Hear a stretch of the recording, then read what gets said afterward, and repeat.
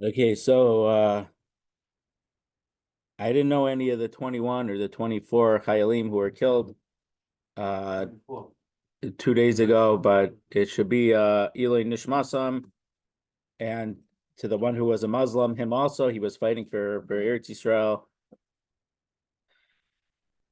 and we should have a successful conclusion, and Am Yisrael and Eretz Yisrael should be safe.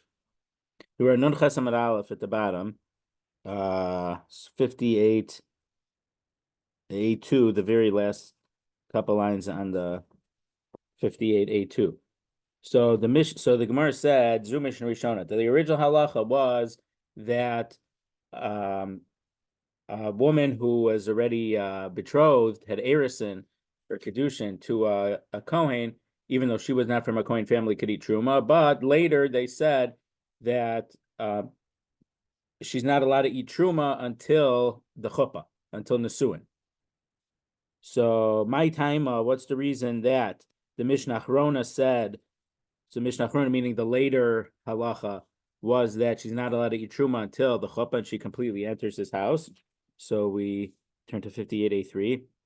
Amar Ula v'itema Rav Shmuel bar Yehuda mishum simpon. Ula said, and some say it was Rav Shmuel bar Yehuda, said the reason was simpon. We're worried that she might have some type of handicapped or blemish that the husband, if he would know about it, he would not want the kedushin. He would never have wanted to give her kedushin in the first place, and so it would retroactively be annulled. And therefore, if she would have been allowed to eat truma from the time of the erison, it ends up that someone who was not a kohen, not the acquisition of a kohen, was eating truma. So it's important to realize before, when we talked about why was she allowed to eat it, according to the Mishnah Rishona, Ula gave a different reason.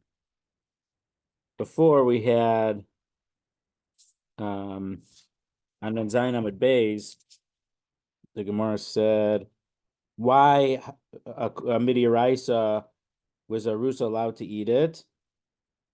And why did they say that they're not allowed to eat it? Maybe she'll give, the first answer is maybe she'll give a cup of Truma wine to her siblings, and they're not Kohanim. No, it wasn't Ula. Shmuel bar Yehuda. Simpon. Okay, why am I mixing up Ulas? Okay, sorry, I misremembering.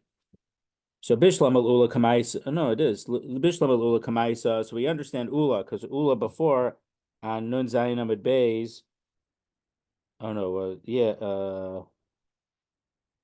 we said that we're worried that she might eat it, and now the Mishnah Achrona is worried because maybe it's because she's going to have a blemish that or a handicap that because of which the husband isn't going to want to have married her in the first place. So the first reason was because we're worried that she might pour a truma cup of wine or basically give truma food in her father's house to her siblings who are not kohanim. Ubasraisa mishum simpon. And the second halacha that she's not allowed to eat until after the chuppah is because she might have a handicap or a blemish that if he would know about it, he wouldn't want to marry her. El Rav Shmuel bar Yehuda. But according to Rav Shmuel bar Yehuda, Kamaisu mishum simpon, Basraisu mishum simpon, my benaihu.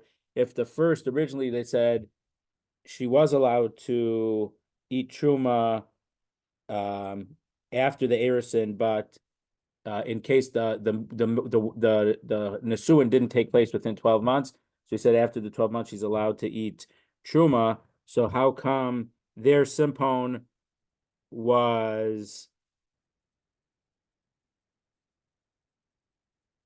we're worried because maybe he would find the handicap or problem, but mishum simpon my benayu. And the second halacha is also because simpon. What's the difference? How come before after the 12 months simpon was enough of a reason that we were allowed to let her eat truma, and now we're saying it's not enough of a reason for her to eat. So the difference is if you just look at her just a view of her. Let's say it doesn't think, but it means an external looking at her.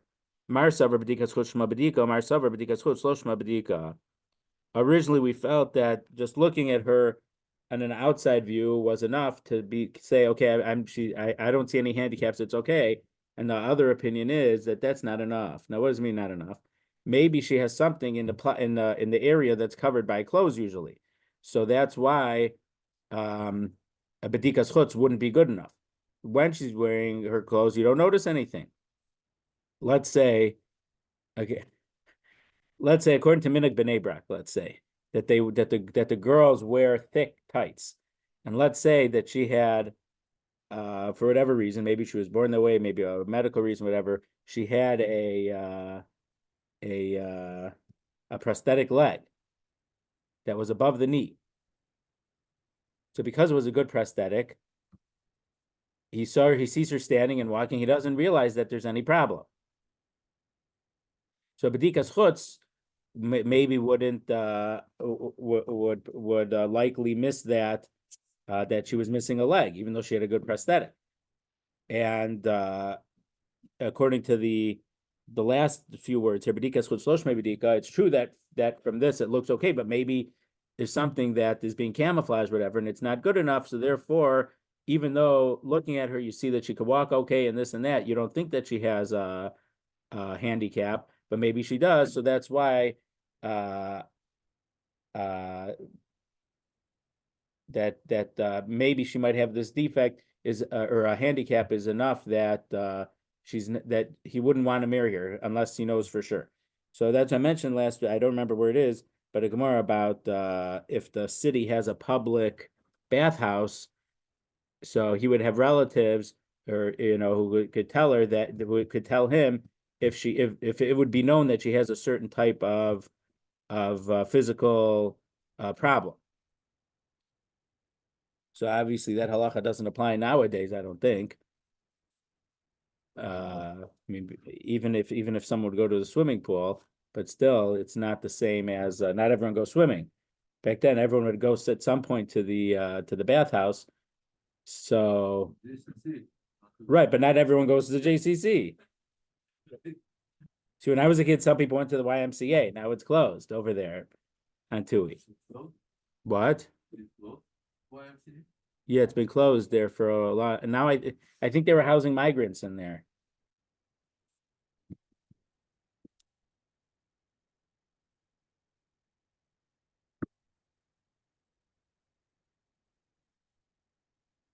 Okay, Mike is here.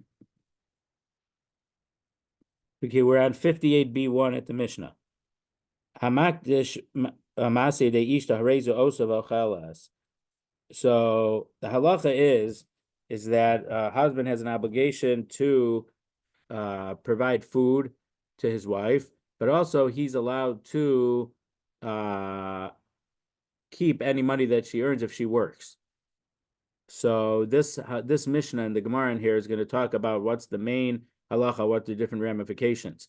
So the Mishnah says if he says that the work that my wife does is going to hektish, so it goes to the base of mikdash, meaning doesn't literally mean like let's say she was sewing. It doesn't mean the stuff she sews, but the earnings she would make for doing that would go to the base of mikdash. Harezu osav al. She's allowed to do work, and she's allowed to use that money. We're saying that this is not his to take away.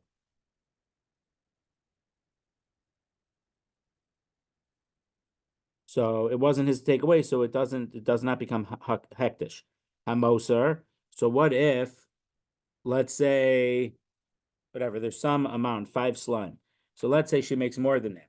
So he says anything extra of that minimum amount, that goes to hektish. What if that's what he says? Rav Meir Omer hektish, Rav Yochanan Sandler Omer chulin. Rav Meir says that money is hektish, and Rav Yochanan Sandler says that it is regular food. It does not become hektish.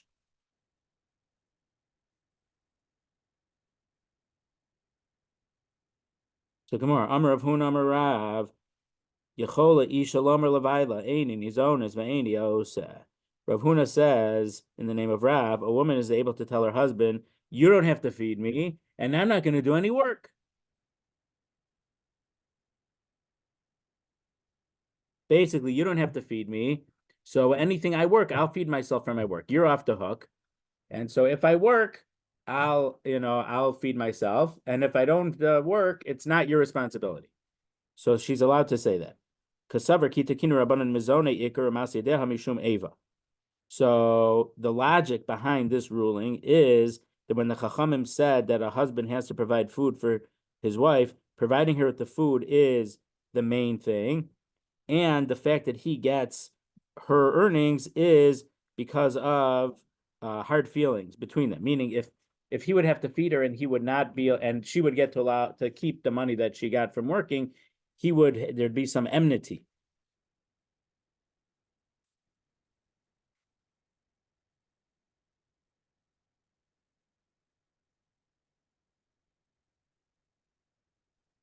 Did I skip something?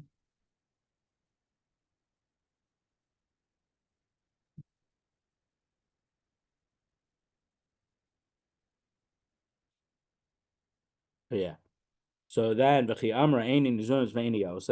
then when she says, I'm not, you don't have to feed me, and I'm not gonna do it, and I'm not gonna give you, and you won't get um my earnings, her shus biyada. She has that right.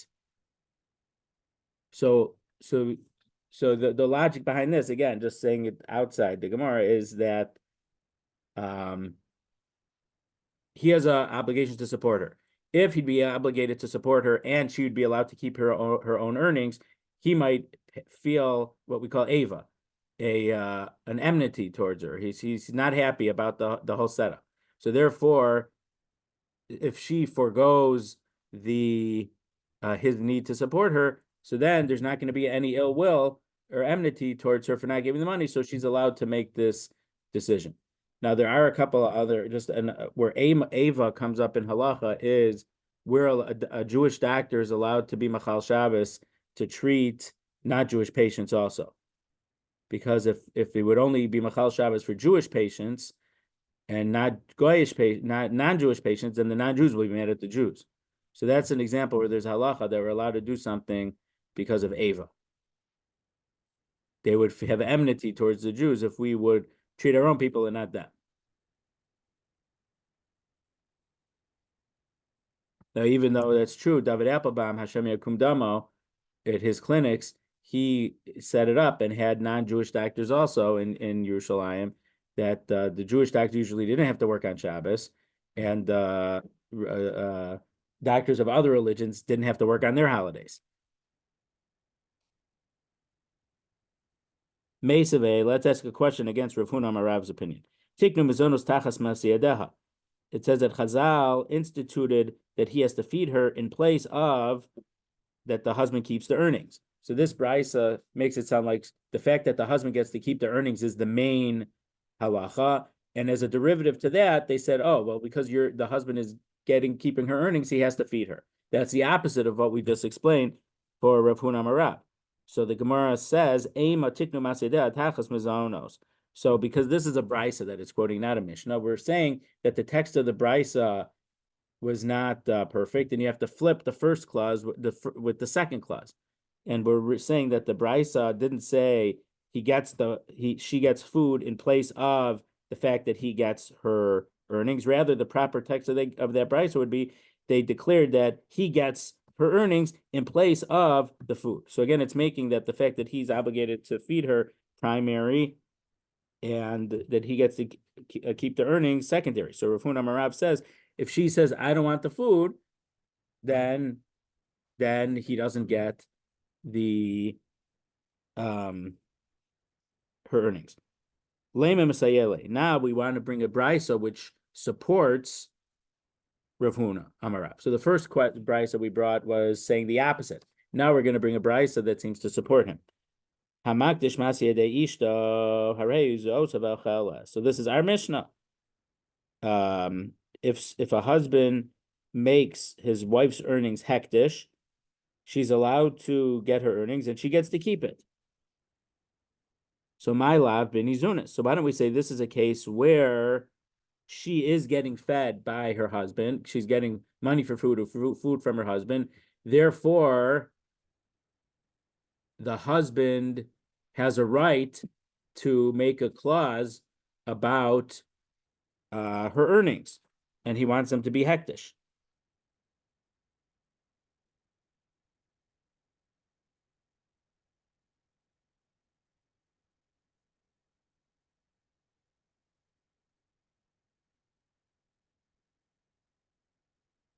So Rashi says that the husband has other assets and stuff, and he's able to feed her, and he doesn't need her money to feed her.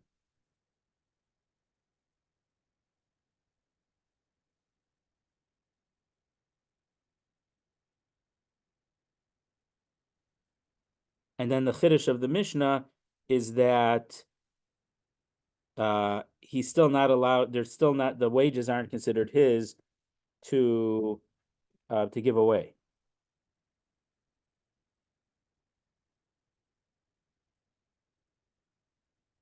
But the primary thing is that she gets fed, and she's getting fed independent of her wages. I just want to make a point. It's a small point, and I probably am making a bigger deal about it than I should. But it's clear from these Gemaras that there's some jobs that she could have, and she'd be earning money from. There's a Rashi on Nun Ches Amud Aleph, the previous Amud, when we were talking about the opinions of how much, if she marries a Kohen, how much regular food her husband has to give her and how much chulin, because when she's Tamea, she's not allowed to eat the truma. So Rabbi Yehuda ben Beseira says you give her double chulin, or I mean truma. You give her more truma than you give her chulin because the value of truma is less. So if she has more truma to sell, it's easier for her to sell it and to cover the costs to buy the amount of chulin food that she needs. So let's say if she had, a pound of truma flour, that might be enough to only buy half a pound of chulin flour. So Rashi says to the in Divrei Maskal Mechza chulin, she gets half chulin because there's a pasuk in Tehillim Shekol Kvuda Basmelch Penima, the honor of the princess, the daughter of the king, is inside. So the Gemara in other places uses that pasuk to say that the women would stay inside. And her father and her brothers, in the case where she's already married and she's no longer in her father's house, her father and her brothers aren't near her that they can attend to her needs. So from that Rashi, it sounds like you don't want to have a woman need to be going out and being actively engaged in the marketplace, buying and selling things. So you could kvetch, but it's a little bit of extreme that from that Gemara, women shouldn't really have a job out of the house. But you could say that that everyone agreed that she could go outside, but it could just be the degree that she would have to know which part of town she can get a higher price for the truma versus the chulin, and this and that. So, but you could say that even if she shouldn't work outside the house, but there's jobs that she could do inside the house. Let's say knitting or sewing, things like that. She could work in the house and then go out and sell it once in a while. But primarily she could do the work from inside the house. Right. Nowadays it's easy. She could have a remote job. Right. That's an nafkamina. Could she have a remote job? Yeah. So, or it's not even nafkamina. According to the first Rashi on Nun Zayin Amud Aleph, working from home is fine. So if she's working remote, not a problem.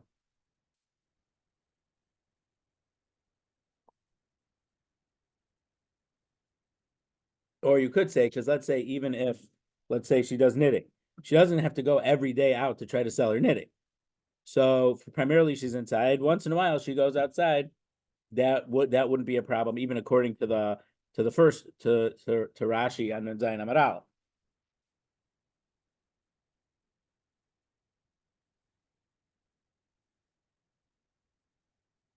but in order, if you know which neighborhoods, which street to have your to sit on to try to sell the chulin for a higher price, that's too much information of the market. That's then she's spending way too much time out. But I mean, I think also primarily it depends on the culture and the society.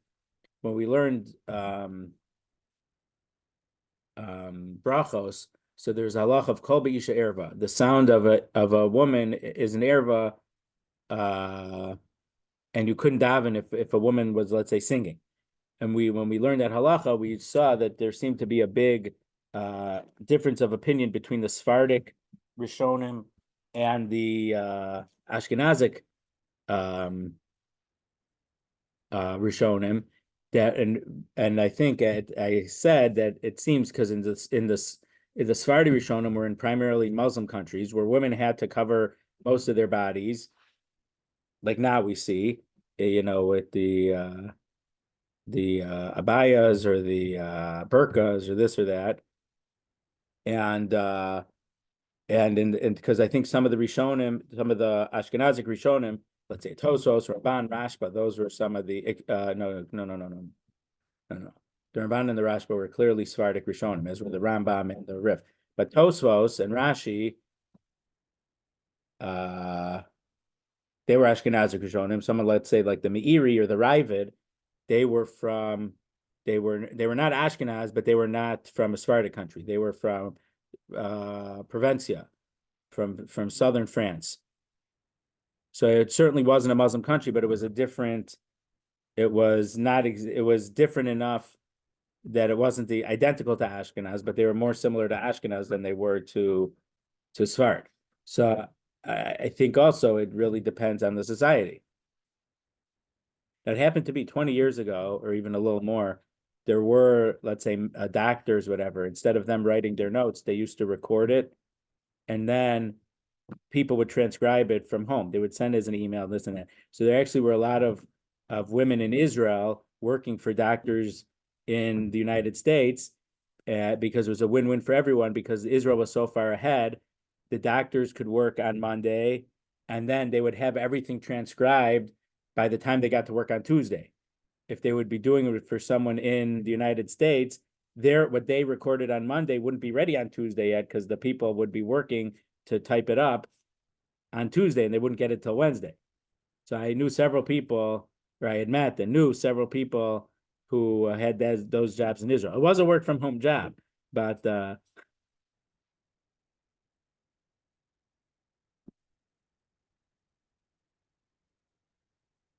so we're at the bottom of 58b2, the first column. So from our Mishnah, Hamaktish Yadeh Ishto, if he says that my wife's earnings go to Hektish, our Mishnah said, Harehi Ocheles Osav Ocheles. She does her work and she gets to keep it.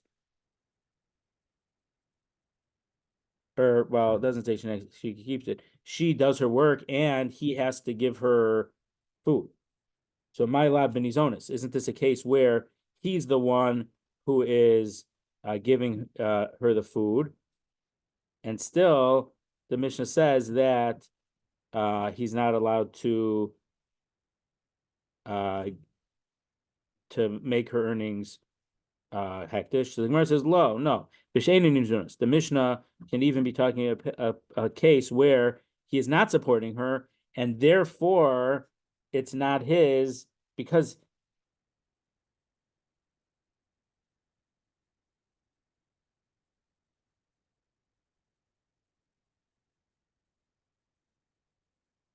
I don't know, I'm something off just in my head.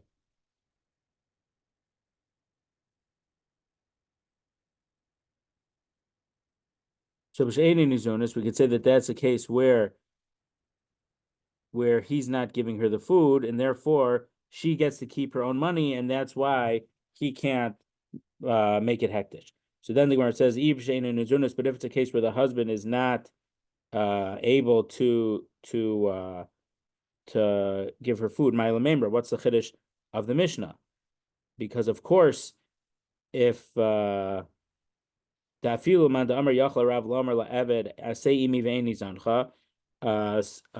is allowed to tell his slave work for me, but I'm not going to give you food. Hanimili be'eved kanani. That's only talking about an eved kanani, deloksiv be'amach, imach, because it doesn't say he has to live with you. If I'll eved imrim diksiv be'imach, but a Jewish servant, it says that he has to live with you. Lo, you're not allowed to say that. V'kol shekain ishto, and certainly a wife. So there is a couple. So a non-Jewish slave is completely owned by the owner. An Eved Ivri, a Jewish servant, is not completely owned by. There's certain he can't. There's certain limitations to what the master can tell him to do, because halacha is there's no ein gufoy kanalach. His body isn't owned by the owner. So the argument here is using it from the word he has to live with you. So I think did Ali mention it at the Oneg Shabbos a couple weeks ago? That, or maybe he gave it at Shalashudis the next day, the halacha that if you have one pillow, you have to, the Eved Ivri gets the pillow, and you don't get the pillow. If you have white bread and dark bread, the white bread is the higher quality, the Eved gets the higher quality bread, and you get the lower quality bread. And that's why I think the Yerushalmi says that someone who acquires an Eved Ivri is like really acquiring a master for himself, because you have to treat him well, because Ima, he's Jewish, he has to live with you. So if so even though for an Eved Kanaini, a Canaanite slave, you're able to not give him more food, but an Eved Ivri, you definitely have to give food because he has to live with you. And certainly your wife is less owned to you than an Eved Ivri. You certainly have to treat her well. So you certainly would have to feed your wife.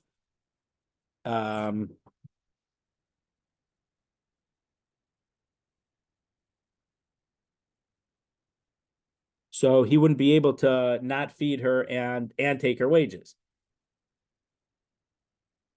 because he's like double dipping. He's taking her money, and he's not feeding her, and he's not letting her use her money to support herself. So that certainly can't be. So the same rule applies to his wife, that if there's one piece of bread, I never saw that halacha.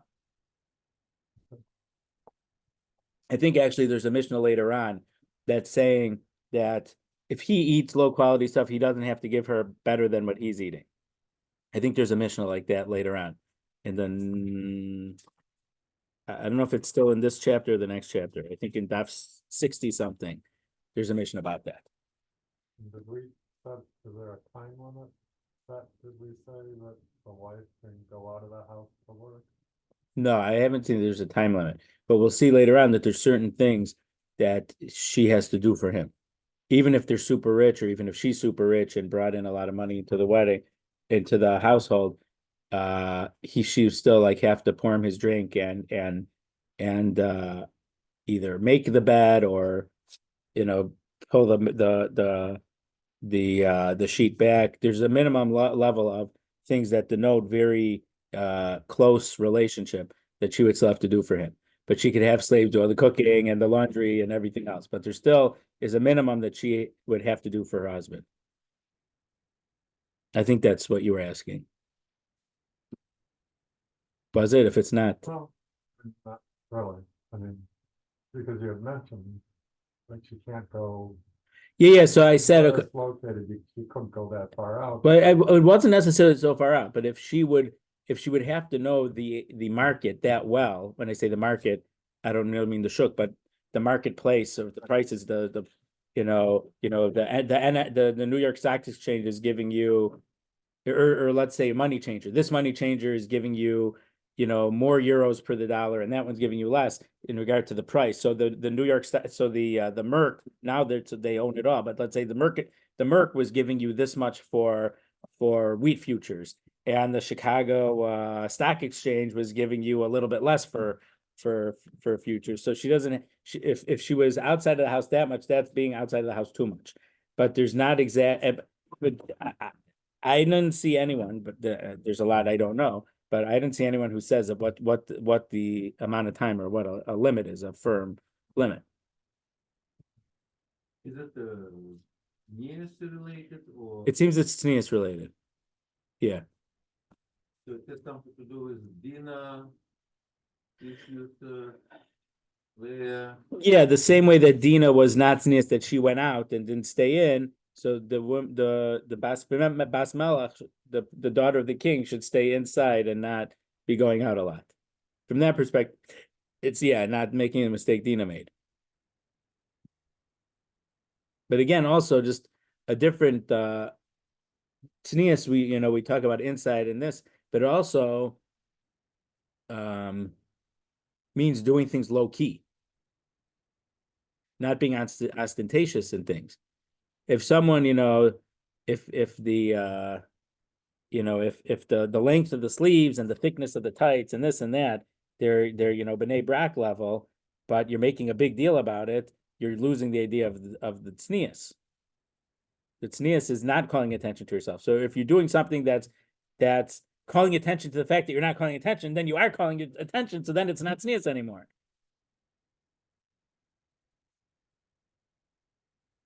So then what's the chiddush of our Mishnah? That if he's not supposed. What always bothered me, or bothers me about shaitels. That's why some poskim, most of them tend to be Hasidic, are anti-shaitel, saying even though it's not your hair, but it looks like your hair, we can't tell the difference. So then what's the benefit? If I don't accept. Right. So again, that could partially be though the cultural thing. If the women, were completely covered, the fact that they're wearing someone else's hair, that's not, they wouldn't go out with someone else's hair either, uncovered.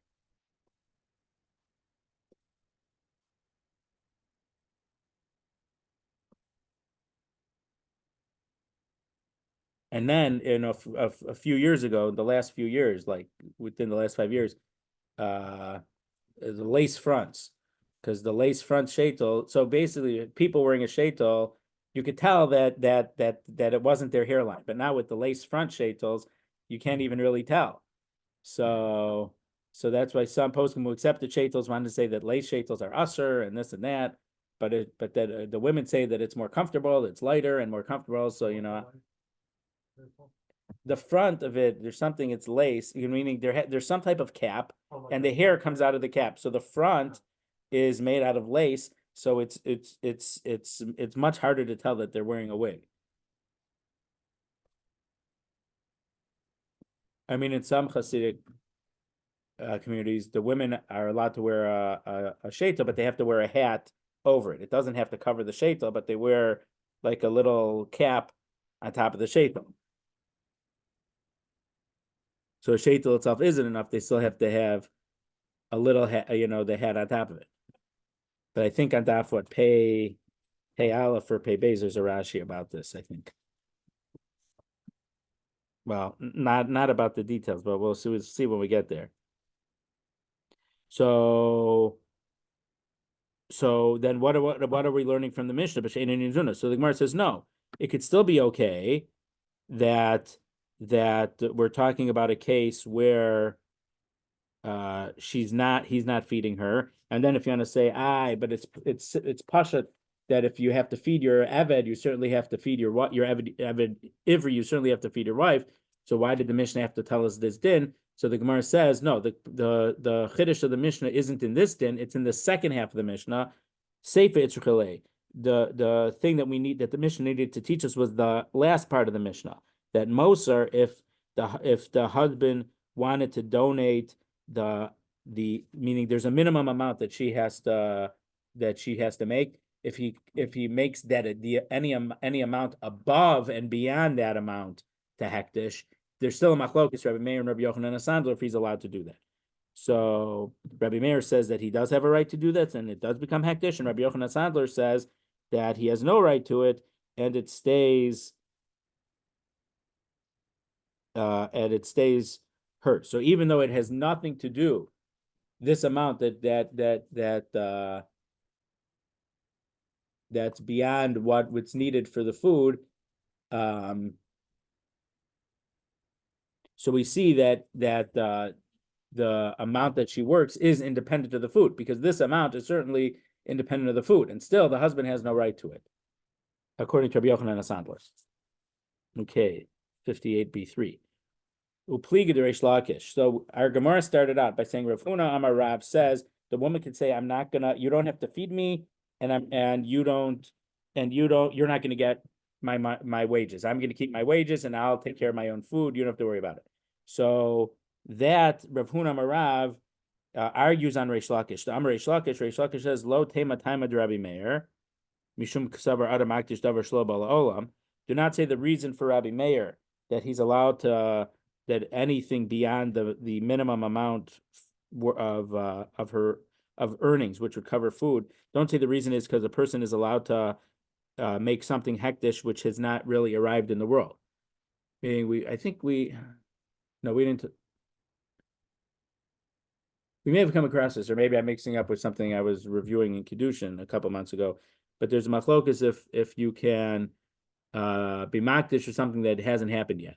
Like if my animal has a baby, I'm gonna give the baby to the Beis Hamikdash, or it might be different if the animal is pregnant already and you say, and you want to donate to the Beis Hamikdash. I think Tosfos doesn't talk about it here, isn't? Yeah, right. Tosfos here does talk about it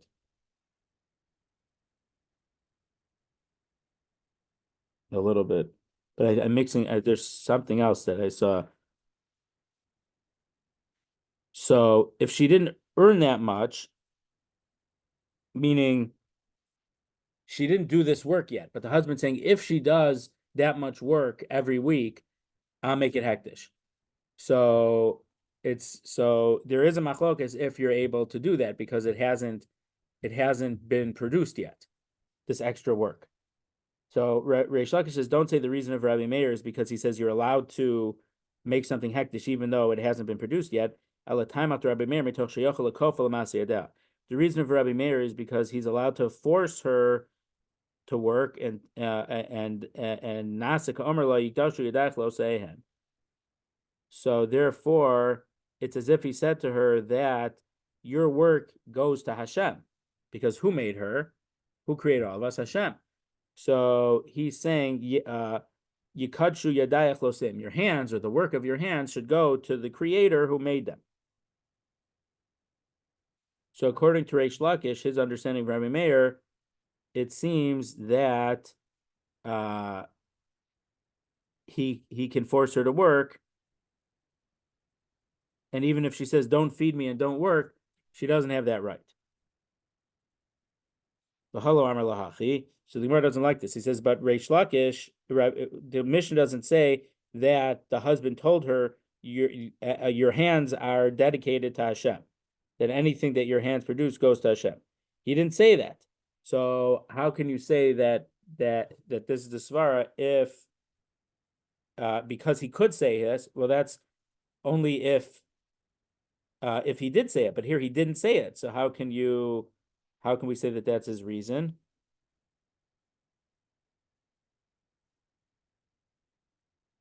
So Kavan Deshamin and Leila Rabbi Meir, the Amar Eidan Amotzi Dvar Levatala. Because we know that Rabbi Meir has a different halacha.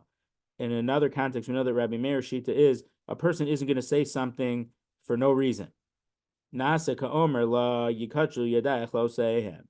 Therefore, the fact that when he says any potential extra income that you make will go to Shemaim, it must be as if he's saying Yikachu Yadayach Lo Seihem. Your hands are sanctified for to HaKadosh Baruch Hu.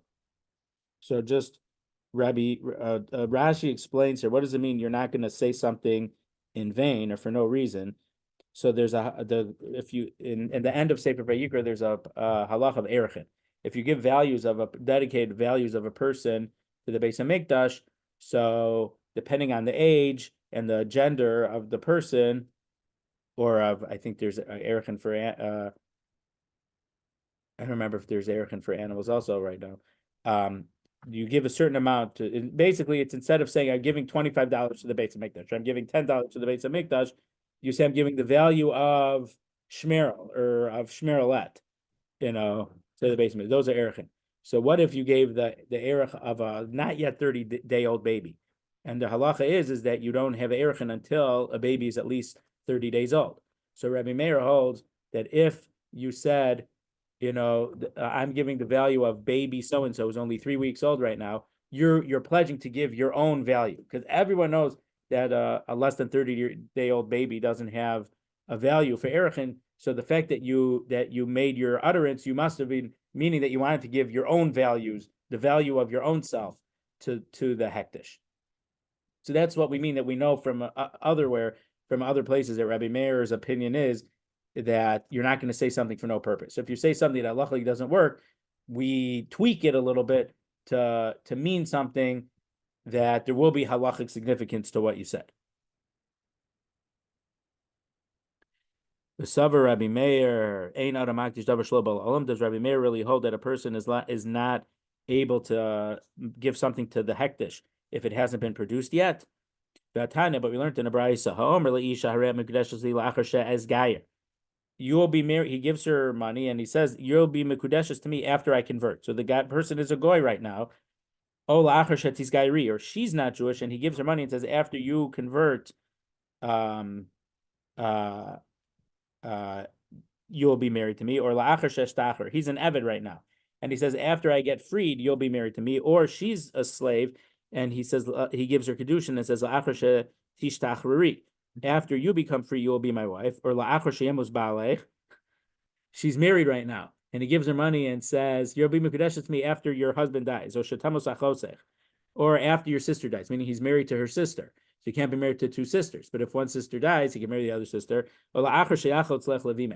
So then this case finally is a little bit not so crazy.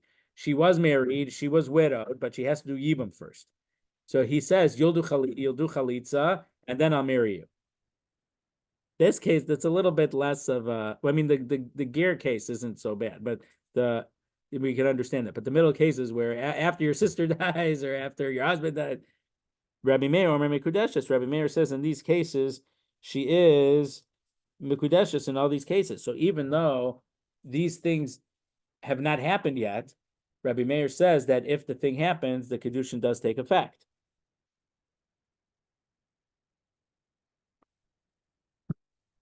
So here, this is where Tosos is talking about. Let's say if someone, so he tries to say, and I might be oversimplifying or missing some of the finer details, but let's say, he's trying to become a ger. He's learning. He's in the gerus process, and it's not such a far-fetched thing that it's going to happen. So, meaning Tosos is trying to say that there are certain things that Rabbi Meir would say, yeah, that's way too far-fetched.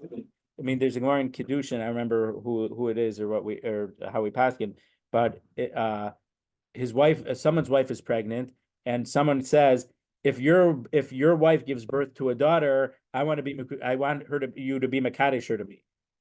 So the baby has been born. It might be a boy. So obviously, if it's a boy, the boy's not going to be Mekudeshes.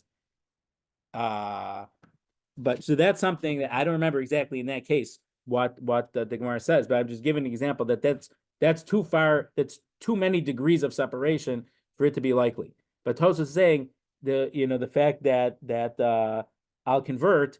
I'm trying to convert. I'm in the process. So and I'm trying to take steps. It's within my control. I mean, it's not totally within the control. The basin has to accept you, but it's within his control to make it happen. Therefore, that's not too far-fetched. It's not too many degrees of separation from. It's not considered something that hasn't been produced yet. It's true, it hasn't happened yet, but there's less barriers and it's much more likely that it can take place than certain events that it need a whole bunch of things that haven't even happened yet to take place. Like if your wife gets pregnant and has a girl, I want to be Mekudeshes to her. Well, she's not pregnant and she hasn't had a girl. And versus a case, and I don't remember what the Gemara says, but if she is pregnant, and he says, if it's a girl, I'll be Mekudeshes. So at least there she is pregnant, but is it enough to say that she's pregnant, but it might be a boy right now? We don't know yet. So there are certain, degrees of davar shelo b'olam, something that hasn't happened yet. So from that brisa, it's true that Rabbi Meir holds that you can be makdish something that doesn't exist yet. However, but we cannot learn that halacha from our Mishnah.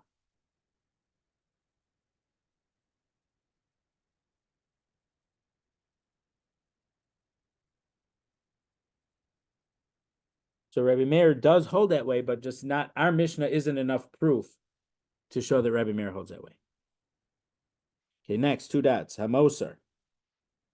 The extra income that she generates. Rabbi Meir Omer hektish. Rabbi Meir says it does become hektish. Emas kodesh. When does it become kodesh? Rav Shmuel the Amri Travayu Mosel Achar Misa Kadosh. It only becomes hektish after she dies and her husband inherits her estate. Rav Adabar Abba Amar, but Rav Adabar Abba says Moser Mechayim Kadosh. It becomes hektish as soon as she does that extra work. So let's say if she needs to make $15 a week to cover, and he says anything she makes beyond that, and let's say she was making $18 a week, so she was making extra $3 a week, and let's say it was she had a bank account from the $3. So let's say after a bunch of years there was $500 in the account. So according to Rav and Shmuel, that extra money doesn't become hektish until she dies, and then he acquires it and he becomes the owner of it. So that $500 is hektish. Rav Ada Bar Abba says that as she's making it every week, and money gets hektish in the ongoing process.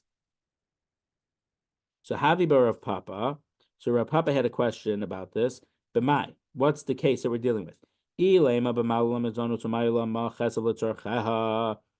it's a case where he gives her food and he gives her a certain silver coin for her needs. So there's a Mishnah later on that Rashi quoted at the beginning. It's a Mishnah on Samach Dalet, I think.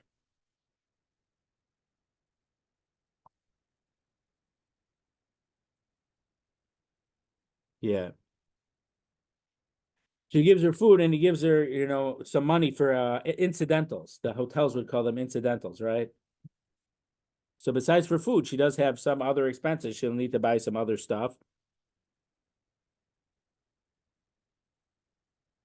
My time demand Amar la'achar misa kadosh. What's the reason for Rav Shmuel that the money isn't hektish until after he dies? Since he's giving her everything she needs now, why doesn't the extra stuff, her extra earnings, go to the husband right away? Since he's giving her the food and he's giving her money for incidentals. The Ella, and if you say because of that, it must be dealing with the case that if it's a case where he's not giving her food and he's not giving her the coin for her incidental expenses, my time and demand Amar Mechaim Kadosh. Why is Rav Ada Bar Abba say that the money becomes hektish as she's producing it every week? Why is it his to be makdish? Since he's not giving her this stuff, he doesn't get her earnings. So it shouldn't be his. So meaning if he has a right to him, why does it take till after she dies? And if he doesn't have a right to it, he would certainly when she's alive, he would have no rights to be makdish. So what's the case? So so it's a case where he's giving her the money for the food, he's providing her with food, but he's not providing her extra, is spending money for her incidentals. Rabu Shmuel Sabri Tiknu. So we turn to Nentasam Dalef. Mizonos Tachas Masseh yadeha. So Rav and Shmuel told that the Chachamim required the husband to support his wife with food in place of her earnings. Uma Kesef Tachas mosar. And he has to give her the silver coin to cover her extra incidental in place of her extra earnings beyond the minimum. The kevan deloka yahiv lama kesef, and in this is a case where he's not giving her that extra kesef. Mosar didahavi, the extra money is hers; it's not his. So, but in a case where he would eventually possess that money, in a case where she would die first and the money's left in a bank account or under the mattress, so then it's his, and it becomes hektish right away upon the case of him, the situation of him inheriting her. Rav Ada Bar Abba savar tiknu mizonos tachas mosar. Rav Ada Bar Abba says that the Chachamim's decree that he has to feed her is that the food comes in the place of the extra earnings. Uma kesef tachas Masseh yadeha. And the extra spending money is that silver coin they used to give her for the incidentals. That's in place of the actual minimum money that she has to earn. And since he's giving her food, the mosar is his. And therefore, every week, as she's earning that extra money, it becomes hektish week by week. But my kamiflagi. So what's the machlokas between Rav and Shmuel and Ravad Barava? Mar savar midi dishchech midi dishchiach, Mar savar midi dekates midi dekates. Meaning, why does Rav and Shmuel hold that the mizonos are for the Masseh yadeha and the extra silver is for the extra for her extra earnings? And Ravad Barava says that the mizonos are for the extra and the set money is for the Masseh yadeha. So Rav and Shmuel says something that's common from something that's common. Meaning, what's common? Everyone needs food, so that's a common thing. And what else is common? A minimum wage that she can earn. So the common thing of making a wage is in place of providing food, which everyone needs food. So the common thing is matched with the common thing.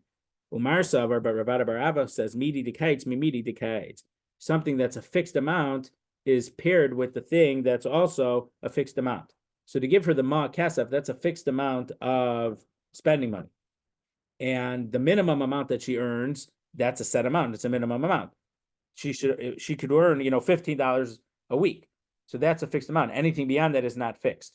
So therefore, the amount that he feeds her, which isn't exactly fixed, and the extra is not exactly fixed. So therefore, the extra money that he would give her for the spending money for her incidentals, that 1 silver ma, that's in place of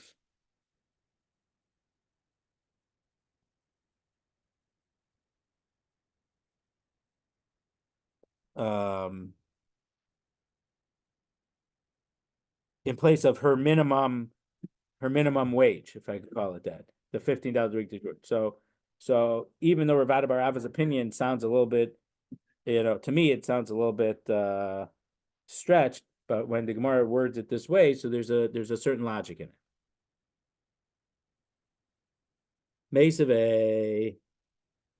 So they asked against Ravada Barava, Tiknu Mizonos Tachas Masseh yadeha. The Mishnah explicitly says that the Mizonos are in place of her wage, her earnings, her wages. So how could Ravada Barava say that the Mizonos is in place of the extra silver coin and the food is in place of the excess of the minimum earnings? So Ema Tachas Mosar Masseh yadeha.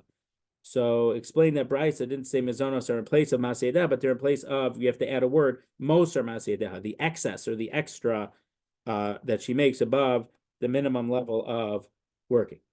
Tashma, let's bring a proof for Rav and Shmuel that her earnings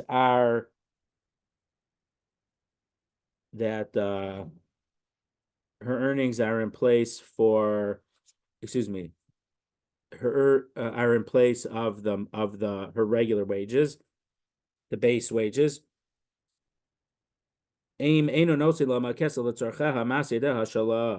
If the husband does not give her a silver coin for her incidental expenses, when I say incidental, I'm not saying that they're not important. It is important, but it doesn't get covered under the regular food. If he doesn't give her the ma'akesef, the Masseh yadeha goes to her.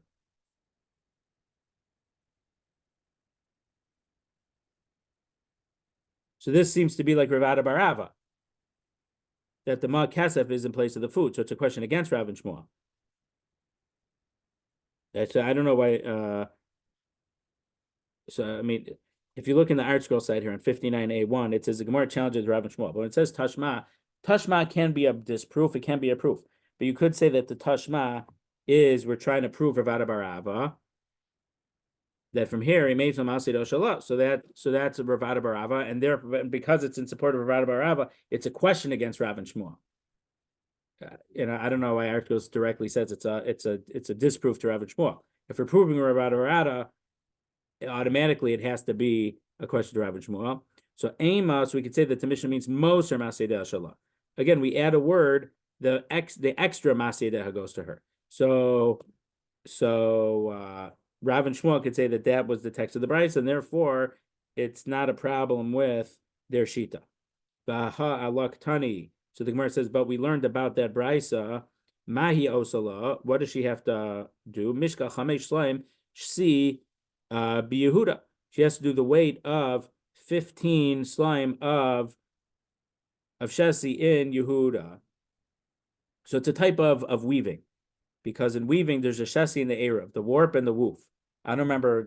One of them is the horizontal part of the loom, and one of them is the vertical part. I don't remember which is which.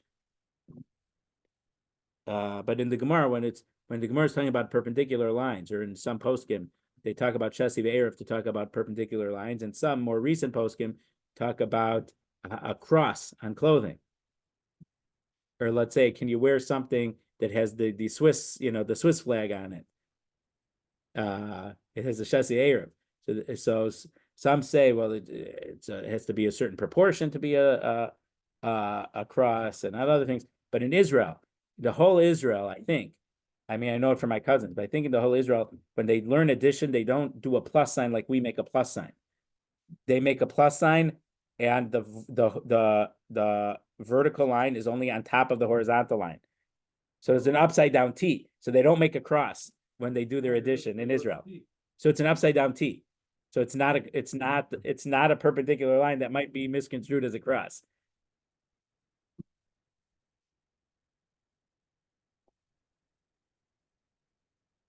A certain amount of weaving threads in Yehuda. So since the Gemara explained that Brisa by saying that that's the minimum, how could you add a word and say that Brisa is talking about the extra earnings? We have to be talking about the minimum. Because that's how the Gemara explained the Mishnah. So So this is what the Mishnah is saying. Masseh kamahavi. What is a minimum amount that she has to work? The leda mosar dido kam. We have to know what her minimum is to know what the extra is. And Mishka chamish shlam shesa b'Yehuda shein eser shlam b'Galil, 15 weights worth in Yehuda, which is the same as 10 in Galil. That's her minimum. So anything over and above that is her excess earnings. So again, we mentioned, I don't remember if we saw it here. My mind is a little bit confused today. But we saw, but Sur and Pumpadisa, they did certain things. So we said, how far does Pumpadisa go? And the halach was like, or no, that was that there was a difference in how we paskin. And so but basically sometimes different regions had different weights. So this is just pointing out that the weight that was 15 in Yehuda is 1.5 times the amount in Galil. So when 10 in the Galil and 15 in Yehuda is the same weight, but they had a different unit of measurement. One used pounds and one used kilos. Lahavdil. It's not exact, but they had different weights of measures, different weights in those two regions. So the amount was the same, but in Yehuda they called it 15 units of weight, and in Galil they called it 10. We'll leave it here. And thank you all for being here.